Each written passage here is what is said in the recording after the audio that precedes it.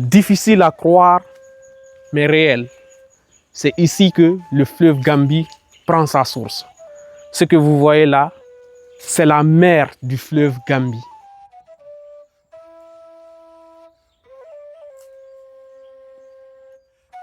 Nous vous amenons à la découverte du fleuve Gambie. Quand je dis le fleuve Gambie, nous ne sommes pas en Gambie, mais nous partons à la découverte de la source du fleuve Gambie. Ça, c'est dans la commune rurale de Tunturon, le district, c'est Horedima. Et vous l'avez sûrement étudié, ou bien vous l'avez sûrement entendu. Aujourd'hui, nous vous permettons de le découvrir.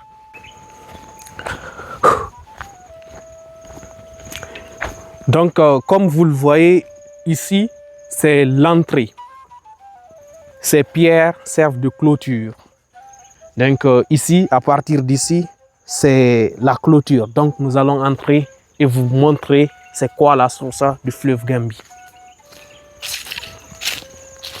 Donc vous voyez ces arbres-là sont plantés pour protéger la source qui est là.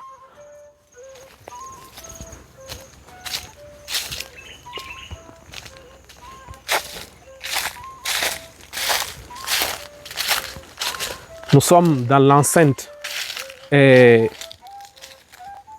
cette rivière parce que après la source, il y a la rivière Dimawol.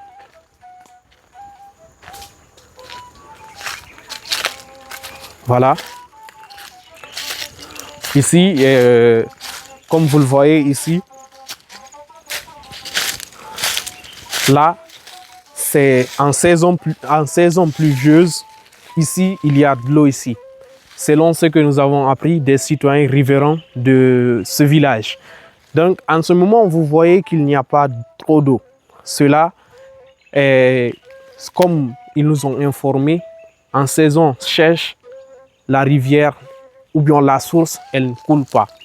Et cela aussi amène un manque d'eau criard dans cette localité. Donc ici, nous sommes à quelques microns de la source. Voilà. Donc, difficile à croire, mais réel. C'est ici que le fleuve Gambie prend sa source. Ce que vous voyez là, c'est la mer du fleuve Gambie. Beaucoup d'entre vous ont entendu parler de cela. Et aussi, il y a quelque chose à souligner. En venant ici, les citoyens nous ont dit quelque chose. Bien que le fleuve Gambie, la source du fleuve Gambie se trouve à Dimma, les habitants de Horedima n'ont pas d'eau potable. Et aussi, il y a quelque chose qui intrigue tout le monde. Cette source, comme vous voyez la quantité de cette eau, vous allez vous dire qu'il n'y a pas trop d'eau ici.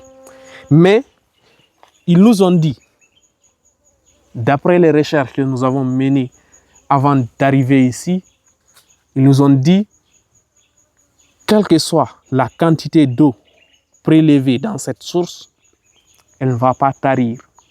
Si tu veux, c'est avec un bidon, tu vas venir, la quantité qui est là va rester la même. Si c'est avec, on n'a pas encore essayé, mais avec une citerne peut-être, selon ce que nous avons appris, ça ne va pas tarir.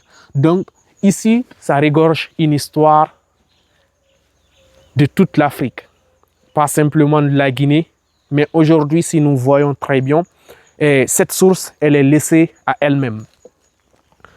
Et les habitants font de leur mieux, mais même pour réparer la clôture que vous venez de voir, c'est quasi impossible. Donc la seule chose qui a été faite ici pour protéger cette rivière, ce sont ces plantations. Mais comme vous le voyez en bas, et comme vous le voyez ici, actuellement, à part la source, il n'y a pas d'eau sur la rivière Dimma. Selon ce que nous avons appris des citoyens riverains de ce village, quelle que soit l'eau que tu vas enlever de cette source, elle ne va jamais tarir.